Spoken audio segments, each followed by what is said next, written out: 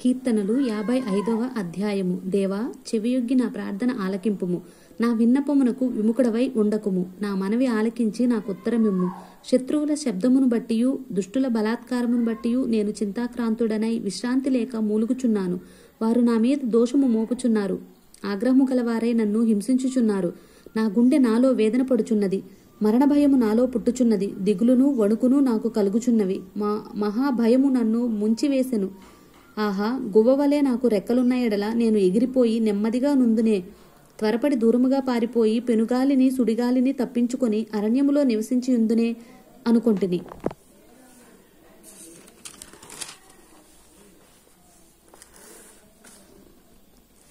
పట్టణంలో బలాత్కార కలహములు జరుగుట నేను చూచుచున్నాను.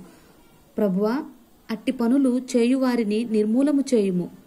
వారి నాలుకలు ఛేదించుము. రాత్రింబగళ్ళు వారు పట్టణపు ప్రాకారముల మీద తిరుగుచున్నారు. పాపమును చెడుతనమును దానిలో జరుగుచున్నవి. దాని మధ్యను నాశన క్రియలు జరుగుచున్నవి. వంచనయు కపటమును దాని అంగడి వీధుల్లో మానక జరుగుచున్నవి. నన్ను దూషించువాడు శత్రువు కాడు. శత్రువైన ఎడల నేను దాన్ని సహింపవచ్చును.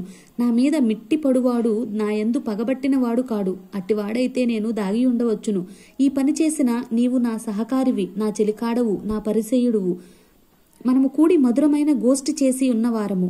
ఉత్సవమునకు వెళ్ళు సమూహముతో దేవుని మందిరమునకు పోయి ఉన్నవారము. వారికి మరణము అకస్మాత్తుగా వచ్చునుగాక. సజీవులుగానే వారు పాతాళమునకు దిగిపోవుదురుగాక.